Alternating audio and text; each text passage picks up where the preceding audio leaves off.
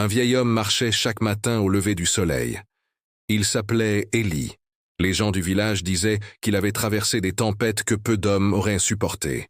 Pourtant, son regard était paisible. Un jour, un jeune homme nommé Daniel vint s'asseoir à côté de lui.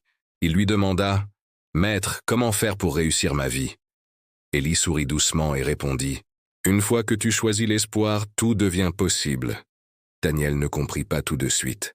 Alors le vieil homme commença à lui raconter ce que la vie lui avait appris. « J'ai appris que si tu dis toujours la vérité, tu perdras parfois des amis, mais tu ne te perdras jamais toi-même.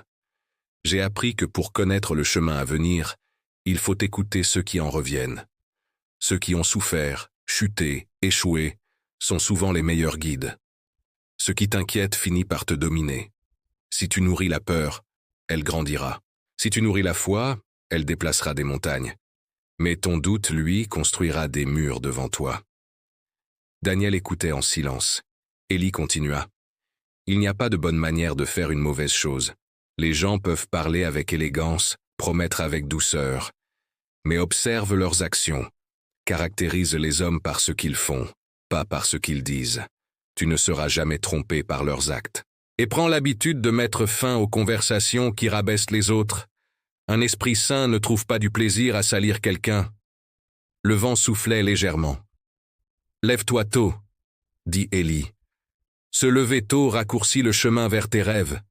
Un homme sage ne regarde pas ses pieds. Il observe sa prochaine étape. La flatterie te fera des amis rapides. La vérité te créera des ennemis silencieux.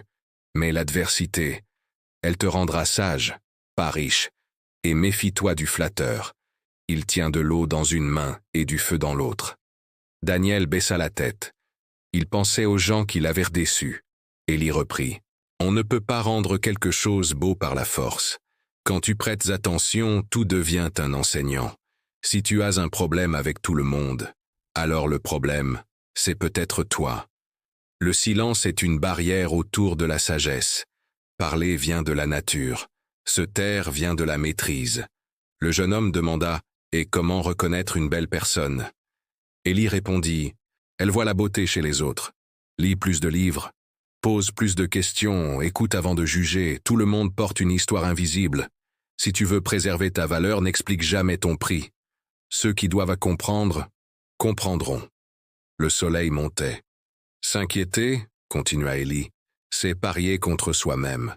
La meilleure preuve d'amour est la confiance.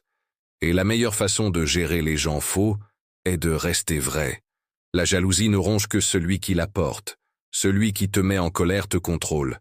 L'arrogance est souvent le déguisement de l'insécurité. » Daniel sentit ses propres défauts lui apparaître comme un miroir. Ne critique jamais ce que tu ne comprends pas. Tes priorités révèlent ton caractère. Si tu frappes une pierre avec colère, c'est ton pied que tu blesses. Les décisions définissent ton destin. Un homme peut échouer plusieurs fois, mais il n'est un échec que s'il accuse les autres. Le vieil homme posa la main sur son épaule. « Attends peu des autres. Attends beaucoup de toi-même. C'est le secret d'une vie paisible.